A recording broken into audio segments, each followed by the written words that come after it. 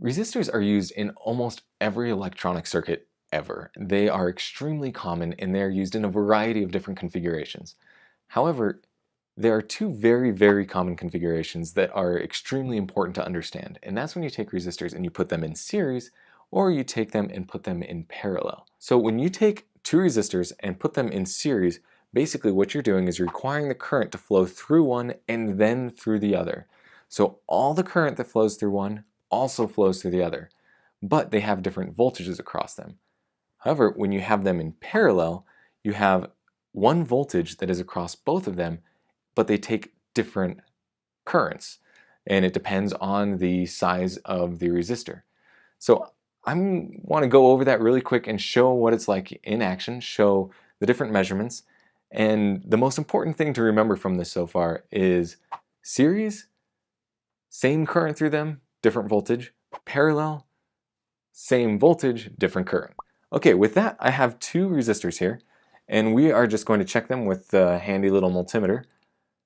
And hooking this one up, it shows that it is just shy of 100,000 ohms. So 99,950-ish ohms.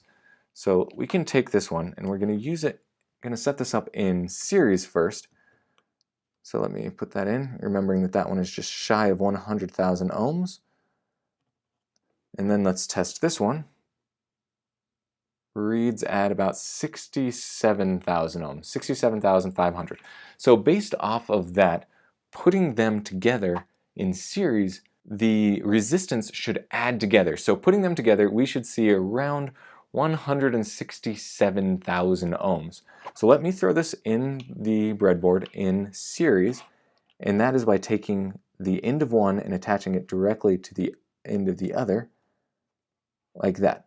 Now, the two ends on the outside don't matter, but what matters is that on the bottom, these two are connected.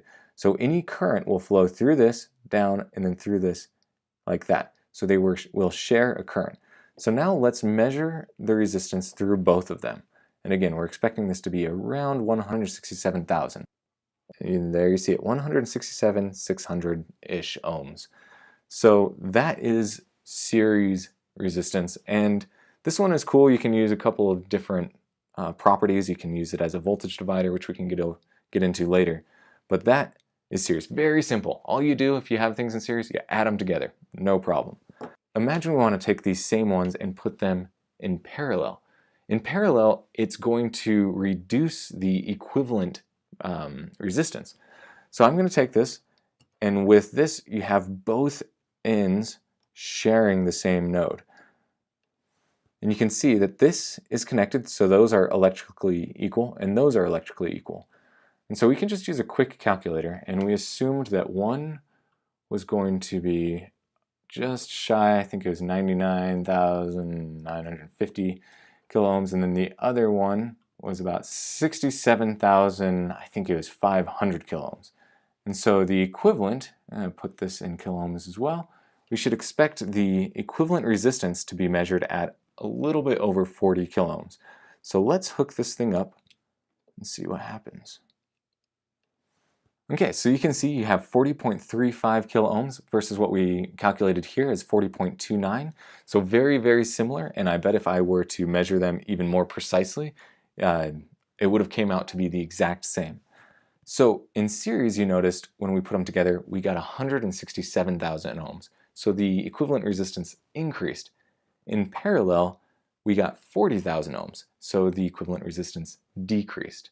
Again, this is a very important property of these, because if you only have a 100,000 ohm and a 60,000 ohm resistor and you need closer to 150,000 ohms, well, then you can just put them in series instead of searching specifically for that resistor.